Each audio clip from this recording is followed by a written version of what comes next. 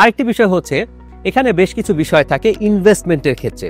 যেমন যখন স্টার্টআপ শুরু হয়, স্টার্টআপে একজন ব্যক্তি, আমরা ধরে নিচ্ছি আবারও মোহাম্মদ রশিদ উদ্দিন, উনি স্টার্টআপ শুরু করবেন।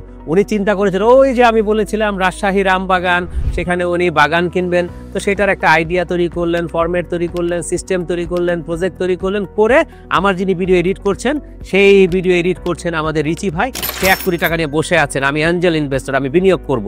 তো তার কাছে গেলেন যে রিচি ভাই, আমি রাজশাহীর আমবাগানে বিনিয়োগ করব এবং সেই ক্ষেত্রে আমার একটা প্ল্যান আছে, খুব দ্রুত রাজশাহীর আমবাগানে যদি আমরা বিনিয়োগ করি সেখান থেকে গ্রো হবে, সেটা একটা স্টার্টআপ তৈরি করতে চাই। পুরো প্রজেক্টে রিচি ভাইয়ের কাছে গেলেন, রিচি ভাই দেখলেন ওকে, রিচি ভাই অ্যাপ্রুভ করলেন যে আমি 20 লাখ টাকা বিনিয়োগ করব।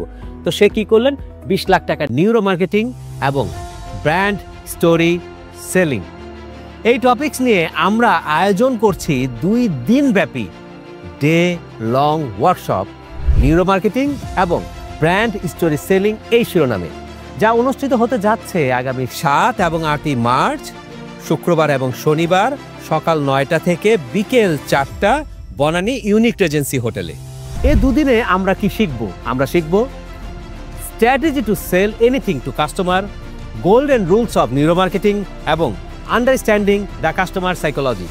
আরও থাকছে neuro story selling framework, the story clarity code, the power of story conflict এবং আরও অনেক কিছু। এখানেই শেষ নয়, স্পেশাল অফারে থাকছে সেরা 5 জন পারফর্মারদের জন্য প্রফেশনাল স্টুডিওতে নিজের অথবা নিজের কোম্পানির ব্র্যান্ড স্টোরি ভিডিও চিত্রায়নের সুযোগ, সেশনের গুরুত্বপূর্ণ অংশের রেকর্ডেড ভিডিওর অ্যাক্সেস, ওয়ার্কবুক, প্রোগ্রাম স্টেশনারিজ এবং প্রিমিয়াম ইফতার প্যাকেজ। এই সব কিছু পাচ্ছেন 51% ছাড়ে মাত্র 9,800 টাকায়। Let's harness The science of neuro marketing and brand story selling. Thank you.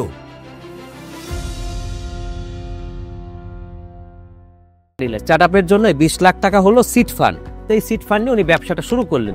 শুরু করে কিন্তু শেষ হয়ে গেল না, এখানে কিন্তু প্রফিট মুখ্য না, ব্যবসাটা উনি শুরু করলেন।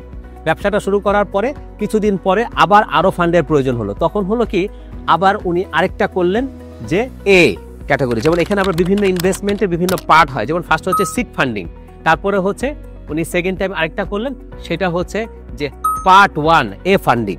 পার্ট 1 এ ফান্ডিংয়ে সে কী করলেন, আরও বেশ কিছু ইনভেস্টমেন্ট নিলেন এবং সেখানে উনি সবাইকে বললেন যে আমার আরও 50 লাখ টাকা লাগবে। তখন হয়তো উনি ইনভেস্টর তরিকুল ভাইকে পেলেন এবং সেই ইনভেস্টর তরিকুল ভাই কী করলেন, আরও 50 লক্ষ টাকা সেখানে বিনিয়োগ করলেন। তখন ওই যে সিড ইনভেস্টমেন্ট যিনি করেছিলেন রিচি ভাই, ওনাকে বললেন আপনি তো 20 লাখ টাকা বিনিয়োগ করেছিলেন, আমরা আপনাকে 30 লাখ টাকা দিয়ে দিচ্ছি, আপনি চলে যান। অর্থাৎ এই ক্ষেত্রে অনেকগুলো পর্যায় থাকে। যখন ব্যবসাটা স্টার্টআপ শুরু করে তখন সিড ফান্ডিংয়ে একটা বিনিয়োগ হয়, যেটা দিয়ে ব্যবসা শুরু হয়।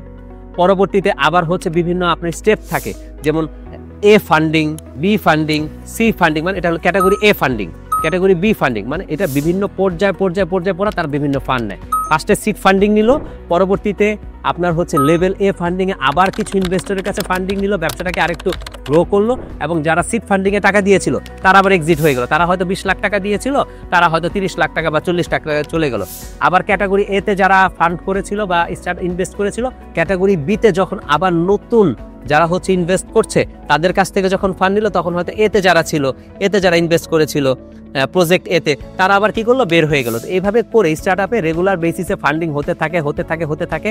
যারা প্রথম বিনিয়োগ করেছিল তারা হয়তো আরো কিছু প্রফিট নিয়ে সেখান থেকে বের হয়ে যায় এবং একটা সময় গিয়ে এই ফান্ডিং কিন্তু আর মেইনটেইন করা যায় না। তখন কি হয়, তখন হচ্ছে আপনার ভেঞ্চার ক্যাপিটাল হচ্ছে এরা বিশাল বিনিয়োগ নিয়ে বসে, তখন এই স্টার্টআপে তারা বিনিয়োগ করে। যেমন আমরা একটা উদাহরণ দিয়ে বোঝাতে পারি, 10 মিনিটস স্কুল। আমরা ধরে নিচ্ছি 10 মিনিটস স্কুলে 1 কোটি টাকা ইনভেস্টমেন্ট, এখানে 3 জন ইনভেস্টর, 3 জন ইনভেস্টর 33.33 করে তারা বিনিয়োগ করেছে। তো ওখান থেকে তারা 10% শেয়ার হয়তো বিক্রি করে দিল।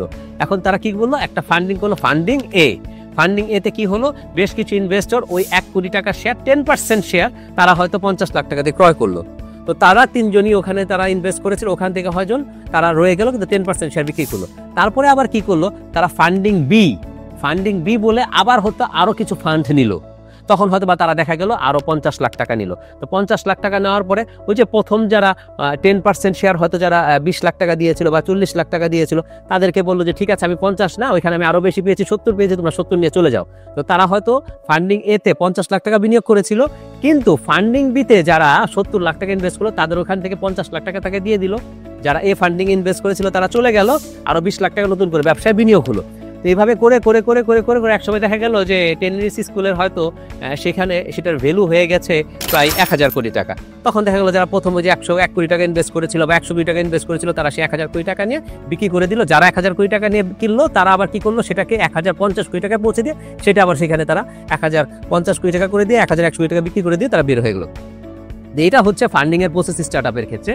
এখানে প্রফিট মুখ্য না, স্টার্টআপের ক্ষেত্রে প্রফিট মুখ্য না, এখানে হচ্ছে গ্রোথ, কত দ্রুত গ্রো করছে, কত ক্লায়েন্ট আছে, আমি প্রতি মাসে হয়তো আমি 1 লাখ সেল করছি, আমার হচ্ছে এটার মার্কেট ভ্যালু যখন আমি এটা শুরু করেছিলাম তখন ছিল 1000 কোটি টাকা, এটা এখন মার্কেট ভ্যালু 2 বছর পরে হয়ে গেছে 3000 কোটি টাকা, আমার প্রতি বছরে আমার হচ্ছে ক্লায়েন্ট বাড়ছে 50,000 করে, এগুলো হচ্ছে মুখ্য। আর এসএমইর ক্ষেত্রে কি হয়, ফাউন্ডার নিজেই কিছু ইনভেস্ট করে এবং ইনভেস্ট করে তার যে প্রফিট জেনারেট হয় এখান থেকে ইনভেস্ট করে বা সে কোনোভাবে ম্যানেজ করে ফান্ড করে এবং ধীরে ধীরে ধীরে ধীরে ধীরে ধীরে সেটা রেজ করে। 4 নম্বর বিষয়, স্টার্টআপে কখনোই প্রফিট মুখ্য না। আমরা একটা উদাহরণ দেখাই, বাইজুস। আমরা ইন্ডিয়াতে প্রচুর স্টার্টআপ হচ্ছে আমরা জানি, এর মধ্যে একটা উদাহরণ আমরা দিতে পারি বাইজুসের। বাইজুস কি করেছে, তাদের ব্যবসায়ের ক্ষেত্রে অর্থাৎ তাদের স্টার্টআপে তারা 21,000 কোটি রুপি বিনিয়োগ করেছে, অথচ সেখান থেকে তাদের প্রফিট হয়েছে 2100 কোটি রুপি। কিন্তু এটা নিয়ে কোনো হেডেক নেই, তারা যেই প্রাইস অর্থাৎ যেই অ্যামাউন্ট ইনভেস্ট করে এটাই স্টার্ট করেছিল, এখন কিন্তু তার ভ্যালুয়েশন অনেক বেড়ে গেছে, আরো হাই প্রাইসে তারা বিক্রি করে দিচ্ছে। কিন্তু আপনি যদি এসএমইর ক্ষেত্রে চিন্তা করেন, এসএমইর ক্ষেত্রে কিন্তু বিষয়টা এরকম হয় না। এসএমইতে একটা ফান্ড ইনভেস্ট করেছে, ধীরে ধীরে ধীরে ধীরে গ্রো করছে এবং সেটারও তারা একটা সময় গিয়ে হয়তো সেটা ডেভেলপ করছে। তবে এসএমইকেও কিন্তু স্টার্টআপের পর্যায়ে নিয়ে যাওয়া সম্ভব। এর পরের পয়েন্টটা যেটা আমি বলবো, অলরেডি আমি আলোচনা করেছি, তারপর আমি বলছি এক্সিট প্রসেস বা এক্সিট ইস্যু। এখানে যারা বিনিয়োগ করে স্টার্টআপের ক্ষেত্রে তারা কিন্তু বের হয়ে যেতে পারে। স্টার্টআপে যারা বিনিয়োগ করে তারা কিন্তু বের হয়ে যাওয়ার সুযোগ থাকে। কি হলো যে সিড ফান্ডিং এ যারা ইনভেস্ট করেছিল তারা হয়তো যখন প্রজেক্ট এতে যখন হচ্ছে ফান্ড রেজ হচ্ছিল তখন তারা চলে গেল, অথবা ফান্ড এ রেজে যারা এসেছিল তারা হয়তো ফান্ড বি রেজে যখন আসলো, ক্যাটাগরিতে আসলো, তখন তারা চলে গেল।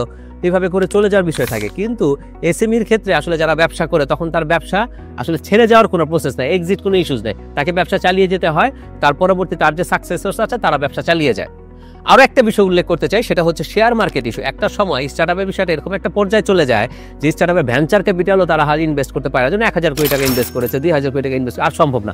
তখন কি হয়, এই স্টার্টআপগুলো শেয়ার মার্কেটে চলে যায়। কিন্তু এসএমইর ক্ষেত্রে এটা অনেক সময় লাগে। তো আমার বন্ধুরা, আমি চেষ্টা করলাম আজকে স্টার্টআপ এবং এসএমইর পার্থক্য আপনাদের নিকট তুলে ধরতে। আমরা যখনই ব্যবসায়ের কোনো লক্ষ্য নির্ধারণ করব, এটা আমরা অবশ্যই নিশ্চিত হব আমরা কি স্টার্টআপ শুরু করব নাকি এসএমই শুরু করব। আমি আশা করি আপনাদেরকে এই বিষয়গুলো আমি বোঝাতে পেরেছি। আপনাদের এই সংক্রান্ত যদি কোনো প্রকার তথ্য জানার প্রয়োজন হয় অবশ্যই আমাকে নিচে কমেন্টস বক্সে জানাবেন, আমি চেষ্টা করব তা আপনাদের জানাতে। আর আপনারা কি ধরনের ভিডিও চান তাও আমাকে জানাবেন। এবং মনে রাখবেন, business means easy business. Remember, business means easy business.